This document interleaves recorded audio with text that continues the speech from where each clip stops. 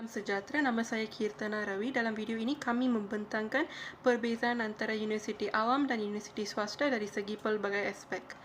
Bagi pelajar lepasan SPM dan STPM, pemilihan universiti selalunya menjadi tanda soal dan menyebabkan tekanan. Masalahnya, pelajar mengelirukan bahawa universiti mana yang lebih bagus dan adakah sesuatu institut tersebut memenuhi keperluan mereka. Bagi menyelesaikan keraguan pelajar, hari ini kami bersedia untuk membantu dengan membincangkan perbezaan antara kedua-dua universiti dari segi sistem kuota, kualiti pendidikan, yuran, kewajipan kokurikulum, aplikasi ke universiti, pemilihan kursus kegemaran, pilihan kursus yang ada dan kemudahan infrastruktur. Tanpa membazirkan masa, mari kita lihat pada perbezaan yang pertama iaitu sistem kuota. Universiti awam di Malaysia mengaplikasikan sistem kuota di mana menetapkan rasio antara kaum dalam pengambilan pelajar ke universiti. Pada masa kini, kaum Melayu mempunyai peruntukan tempat di universiti awam sebanyak 60%, manakala kaum Cina 30% dan kaum India 10%. Sistem kuota ini biasanya digunakan dalam pengambilan pelajar ke pengajian yang mempunyai demand yang tinggi, contohnya pengajian perubatan dan kejuruteraan. Dengan sistem ini, pelajar yang tidak layak juga mendapat masuk ke kursus yang diingini kerana universiti awam berfokus untuk memenuhi kuota. Manakala universiti swasta tidak mempunyai sistem kuota, universiti swasta hanya berfokus untuk memenuhi tempat yang disediakan. Selaginya seseorang pelajar mempunyai kelayakan dan kewangan yang mencukupi, tentu akan dapat masuk kursus yang diingini. Selamat sejahtera, saya Sri Vigneswaran anak lelaki Sri Dharan. Jadi, perbezaan seterusnya antara universiti awam dan universiti swasta ialah kualiti pendidikan. Hal ini kerana kualiti pendidikan di universiti swasta dikatakan amat baik berbanding universiti awam. Kebanyakannya tenaga pengajar di universiti swasta adalah dari luar negara yang mempunyai pengalaman yang amat luas. Kurikulum juga berdasarkan dari luar negara. Oleh itu, pelajar di universiti swasta akan memperolehi pendedahan yang lebih luas kepada isu-isu semasa dan bukan sahaja dalam negara, malah di luar negara juga. Pelajar juga lebih mahir dan berpengetahuan dalam bidang yang sedang dipelajari. Di universiti awam pula, kurikulum telah diseragamkan berdasarkan kebolehan pelajar. Tenaga pengajar juga adalah dari Malaysia, negara kita sendiri. Banyak isu atau silabus tidak dapat diajarkan kepada pelajar. Pengajar juga tidak berpengetahuan luas seperti pelajar di swasta. Hal ini kerana kebanyakan isu-isu semasa yang akan diperolehi oleh mereka adalah isu-isu semasa yang sedang berlaku atau telah berlaku di dalam negara, malah kurang informasi yang berlaku dari luar negara. Kebanyakannya ijazah dari universiti awam akan diberikan keutamaan dalam alam pekerjaan, tetapi ijazah pengajian tertentu tidak layak di negara lain. Manakala ijazah dari universiti swasta mungkin kurang menjadi keutamaan di Malaysia, tetapi mempunyai kelayakan di negara-negara yang lain. Kelayakannya amat luas. Contohnya, ijazah MBBS di University AIMS menjadi layak untuk pelajar yang mendapat memperolehi ijazah MBBS di University AIMS boleh dan telah ke negara-negara lain untuk menyambung bidang pekerjaan mereka. Seterusnya, perbezaan seterusnya adalah yuran. Yuran pengajian kebanyakannya di universiti awam adalah rendah. Hal ini kerana kebanyakan yuran di universiti awam telah ditaja oleh kerajaan. Tetapi, walaupun begitu, yuran pengajian di universiti swasta adalah mahal, sepenuhnya ditanggung oleh pelajarnya sendiri. Jumlah bayaran untuk kursus jarang melebihi ringgit Malaysia 30,000. Jumlah bayaran boleh mencecah sehingga ratusan ribu ringgit bagi sesuatu kursus di universiti swasta. Jumlah yuran untuk kursus di universiti swasta boleh mencecah sehingga ke 3 hingga 5 kali ganda yuran di sebuah universiti awam. Sebagai contoh, mengejar ijazah kejuruteraan di sebuah universiti swasta boleh mencecah kos antara RM ringgit Malaysia 47,000 hingga ringgit Malaysia 170,000 untuk yuran pengajian sahaja.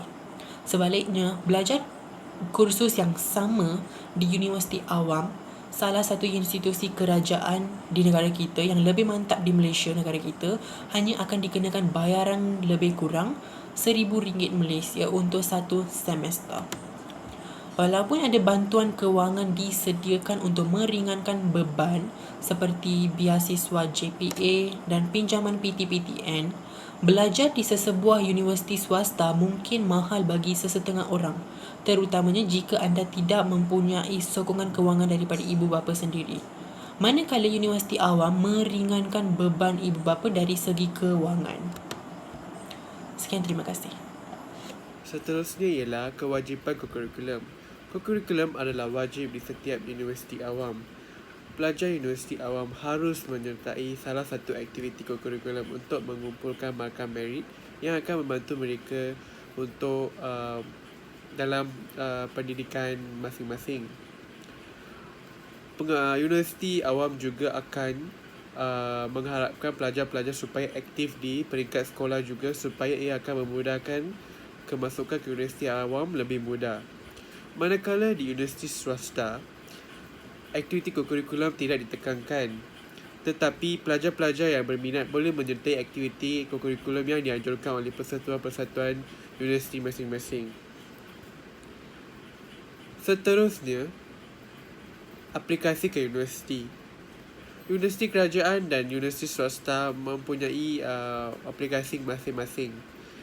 Universiti kerajaan mempunyai satu sistem, iaitu sistem UPU, di mana permohonan hanya boleh dibuat satu kali sahaja. Jika tidak dapat masuk dalam cubaan pertama, pelajar-pelajar boleh membuat rayuan untuk kemasukan kali kedua. Oleh itu, universiti kerajaan selalunya mempunyai 2 fasa kemasukan. Jika tidak dapat dalam kedua-dua fasa, tempat di universiti kerajaan tidak terjamin. Manakala di universiti swasta, selalunya mereka mempunyai banyak fasa kemasukan pelajar, kerana sesetengah kursus mereka tidak dapat memenuhi tempat kosongnya. Ia kerana pemilihan pertama untuk universiti pemilihan pertama untuk pelajar ialah mestilah universiti kerajaan. Jika pelajar-pelajar yang malang mereka tidak masuk ke universiti kerajaan, baru mereka akan mengambil keputusan untuk membuat permohonan ke universiti swasta. Oleh itu, universiti swasta mempunyai banyak fasa kemasukan untuk memenuhi tempat di universiti mereka. Seperti contoh, kemasukan bulan Mac, bulan Mei, bulan Jun, Julai, Ogos atau pada bulan Disember pun ada.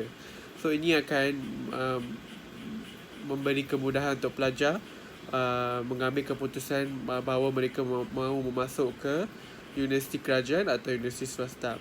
Kalau mereka mahu untuk masuk universiti kerajaan maupun gagal, mereka perlu tunggu untuk permohonan UPU yang baru, iaitu pada tahun hadapan. Seterusnya, untuk pemilihan kursus kegemaran, terdapat kemasukan kursus yang anda dihendaki. Biasanya tertakluk kepada kekosongan tempat duduk di universiti swasta. Biasanya dapat kemasukan ke kursus kegemaran jika ada kelaikan asas sahaja. Manakala di universiti kerajaan pula, kemasukan ke dalam kursus yang anda ingin atau universiti boleh menjadi sangat kompetitif kerana dia berdasarkan sistem merit. Kemasukan di universiti swasta pula adalah agak mudah. Ianya tertakluk kepada kekosongan tempat duduk selagi anda memenuhi keperluan asas mereka yang diperlukan untuk kursus tersebut. Dan jika anda boleh mampu membayar yuran, sudah tentulah tempat kamu terjamin di universiti swasta. Namun, ianya bukan bahawa kemasukan ke universiti awam adalah sangat kompleks berbanding ke universiti swasta. Sebaliknya, masalahnya di universiti kerajaan ialah mereka adalah sangat kompetitif dengan yuran pengajian yang jauh lebih rendah berbanding universiti swasta. Banyak pelajar pintar dari matrikulasi, STPM, asasi dan juga diploma universiti awam akan bersaing untuk tempat-tempat yang sentiasa terhad.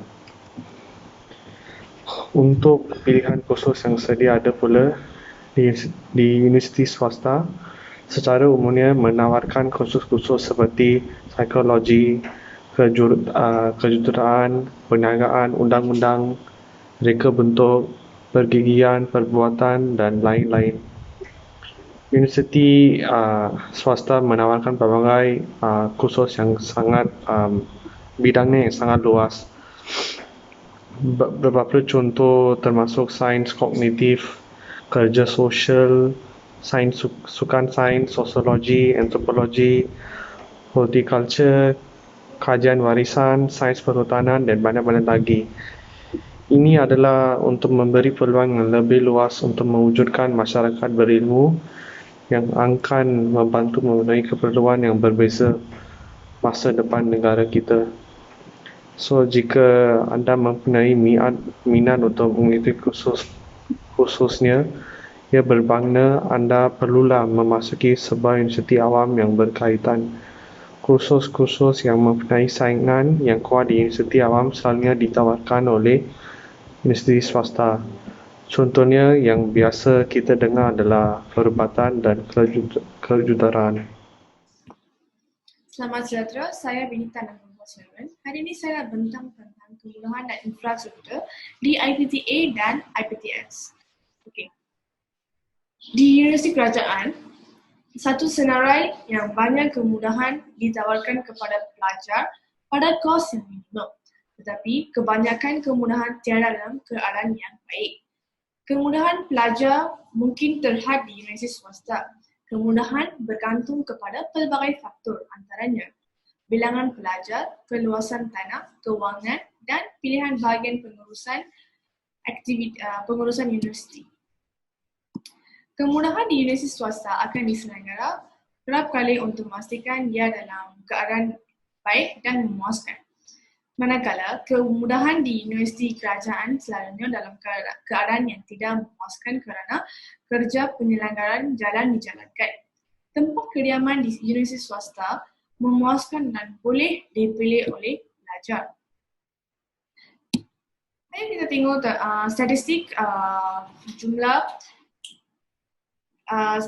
jumlah pelajar di IPTA dan IPTS dari tahun 2017 hingga 2019. Okey.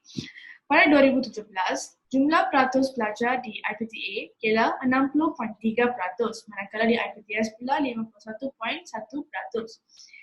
Pada tahun 2018 pula, jumlah peratus pelajar di IPTA ialah 61.0%. Manakala di IPTS pula 51.4%.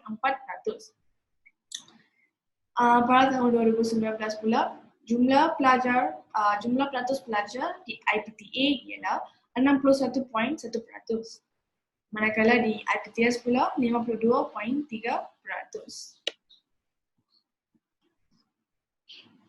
Ini adalah satu lagi contoh statistik bilangan pelajar di IPTA dan IPTS dari tahun 2017 sampai 2019. Okey, konklusinya, pemilihan universiti pengajian adalah keputusan pelajar. Pemilihan boleh dibuat berdasarkan kursus yang ingin dikaji oleh pelajar. Semua aspek yang dibincang boleh diambil sebagai rujukan untuk memilih universiti. Yang itu je. Sekian, terima kasih.